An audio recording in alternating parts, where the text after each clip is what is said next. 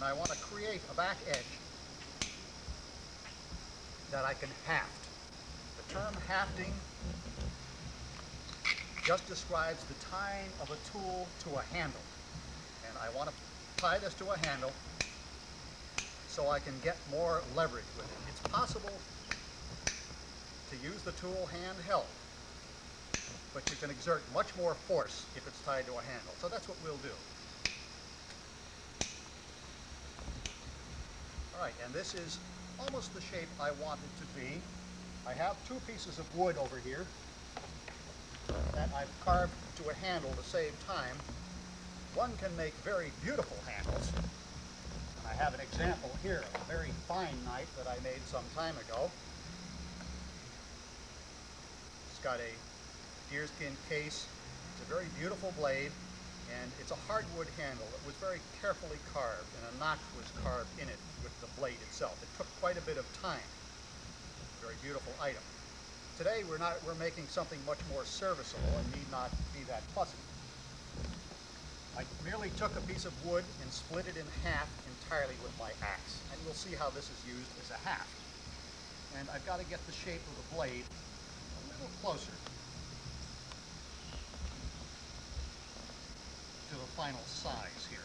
All right, I'm going to take a few more blows, get a smaller hammer yet here. That's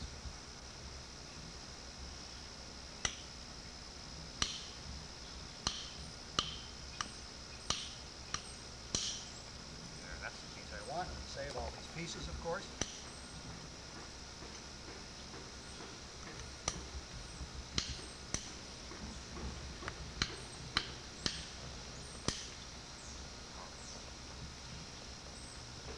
That's coming down to the final size.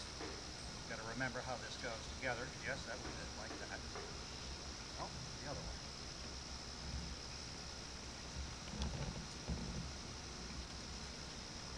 That's a slightly better fit.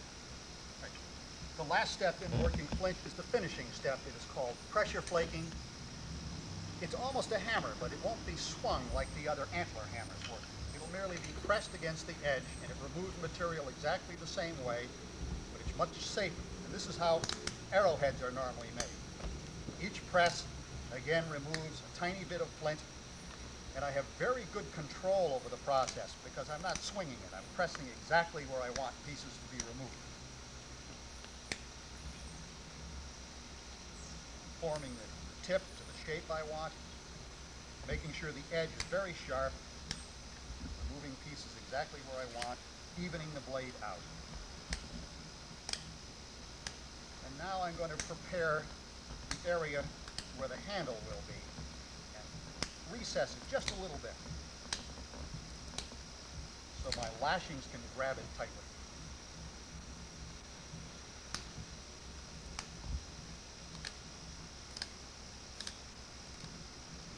And let's check our fit here.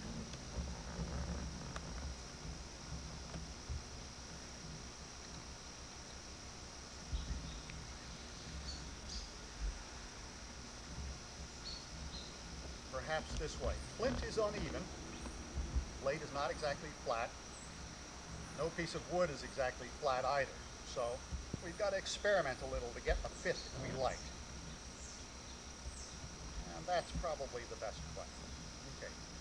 Our edges are extremely sharp on this blade, and we'll cut the lashing. So I'll take a piece of stone and grind the edges a little flatter where the lashing will be. Now, we've seen me fashion flint blades in short order by percussive blow. Percussion means striking. With the large stone hammers, soft stone hammer, softer antler hammers, and eventually with the pressure flaking. Because flint is tooled by striking, one cannot use it for striking purposes. One cannot chop with a flint blade. It'll retool itself. In other words, it'll break. So it does not have to be tied extremely tightly to its handle. We're not going to use it in a percussive way. And one of the easy ways to tie it is with a glue that I'm preparing over here. This is just pine pitch, and I'll heat a little in this shell here. Or, excuse me, it's not a shell, it's a broken piece of pottery. We'll get that good hot.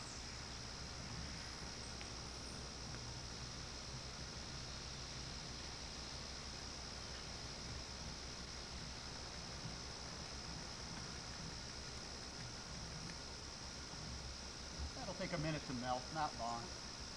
And I'm going to add a little more. Looks like I'm a bit short on it.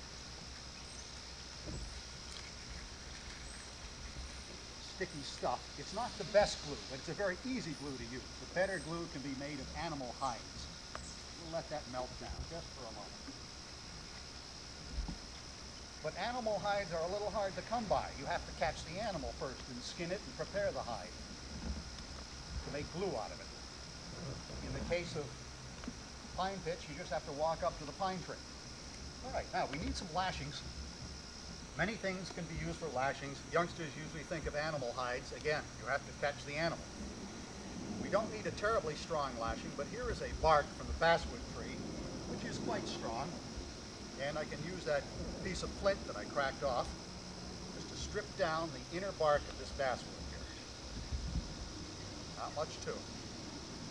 This is quite a strong lashing, stronger than we need for our purposes here.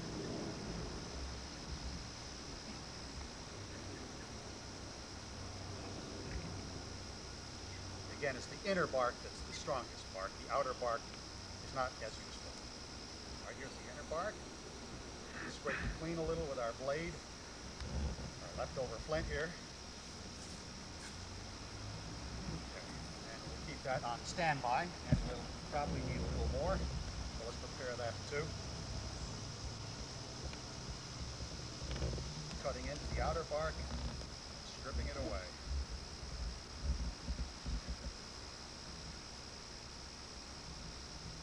Fine inner bark.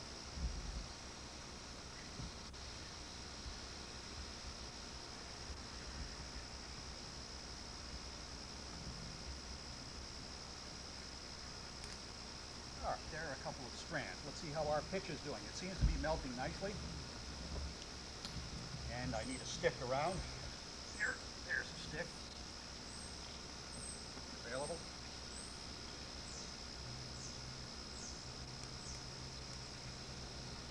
And there's really not much to this. Smear some of the pitch, the melted pitch, onto the flint blade.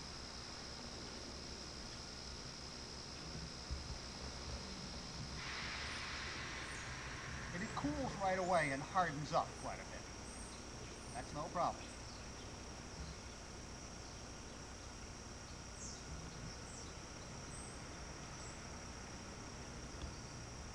What the pitch does more than anything is prevents the blade from slipping inside the handle. It more or less grasps.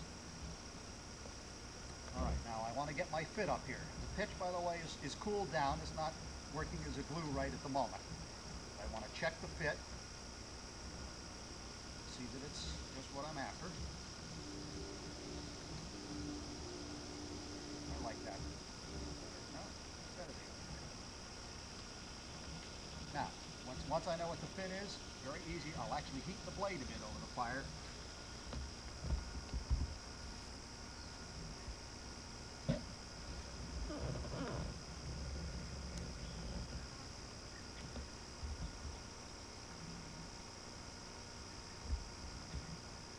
Remelt the pitch, clamp the handle right on it quickly before it cools again. Line it up the way I want it and bind it with my bark.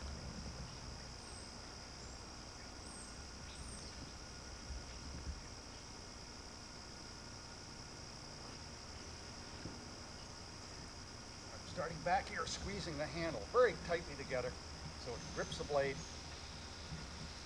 A few turns, we'll be in place. All right, this one's ended. I'll make a half hitch.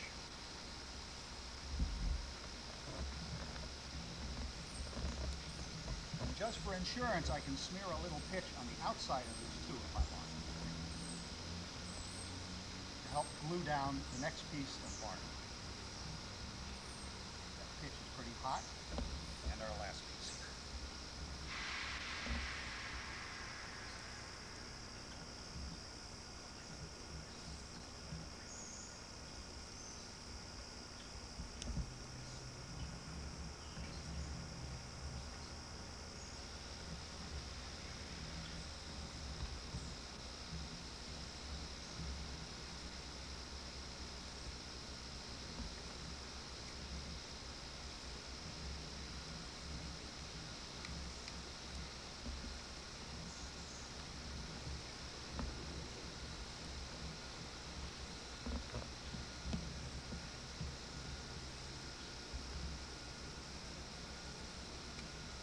up the handle by cutting off the little bark ends.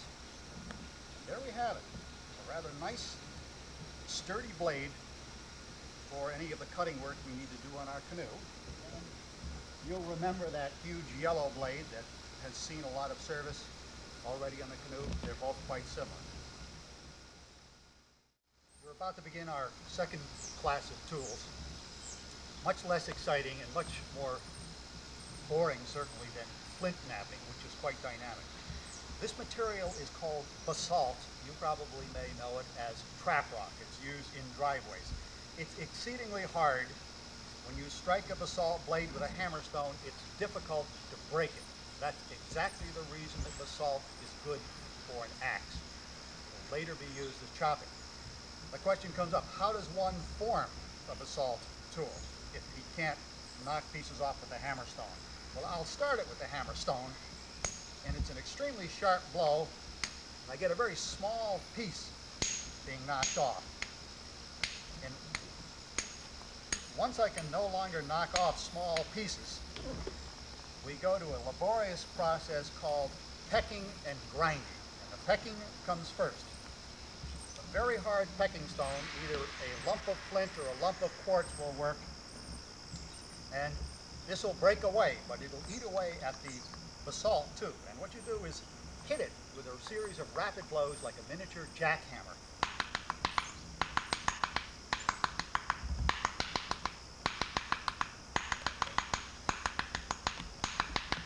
And you can probably see the quartz flying away, exposing new sharp edges.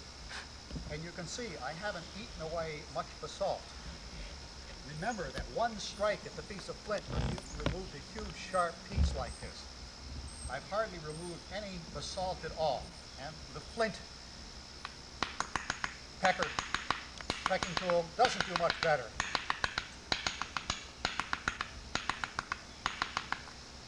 And you keep doing this and doing it and doing it. Now, this will be the edge of this particular tool. And one may question how I could possibly find time to peck away at this to produce a beautiful edge almost like this. Well, the answer was simple. I worked on this tool while I was burning through that log down by the river. By the time the log was burnt through at both ends, I had finished the tool. That's part of the secret. Now, once the pecking is done and the edge thins, it threatens to break the edge itself. So we go to the next very boring and graceless process called grinding. And that's merely a matter of finding a flat stone and pushing the basalt blank across it again and again and again. And just forget that you're making a stone axe. And you can see it's scratching it, but only removing a tiny bit of material. And you keep doing that until it's taken the shape. This is done mostly on the blade edge. And then for the finishing steps, you'll wet a smaller stone, smoother stone a little, and use it like we would a modern whetstone. Whereas a flint blade can be finished in perhaps a few minutes, a basalt adze or axe may take weeks to produce, but it will stand up to chopping.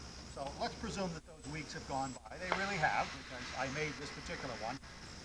Now, this tool will receive such a pounding that it needs an incredibly strong hafting, and bark will not stand up to that.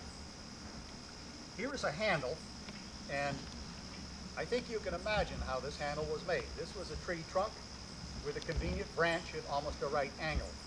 And to it, I've glued a cap piece with pine pitch, which was very easy to make. There was nothing difficult about this at all. So our first step, again, will be to put some pine pitch on here to just help it grab and stay in place. It's not a strong glue and won't hold it all by itself.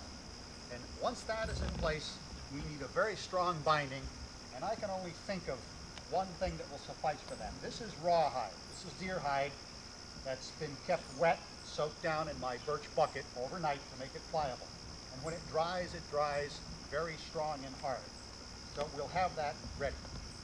All right, again, we'll use a little pine pitch on the head. This is already glued in place with the pitch.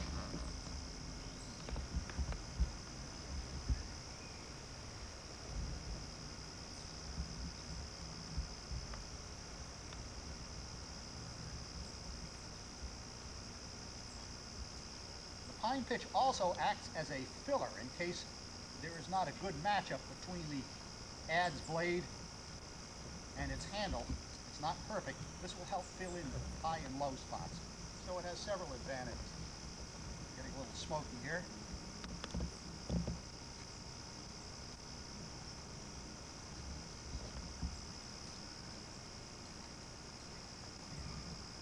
Dip that right in there, I guess. No.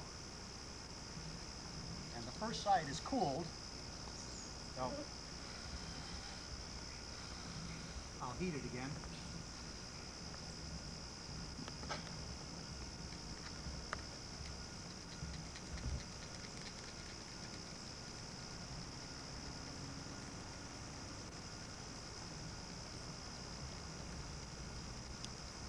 Okay, we'll slide that right in place. Squeeze it down just before the pitch dries. Good, and that'll stay put as we put on our rawhide binding.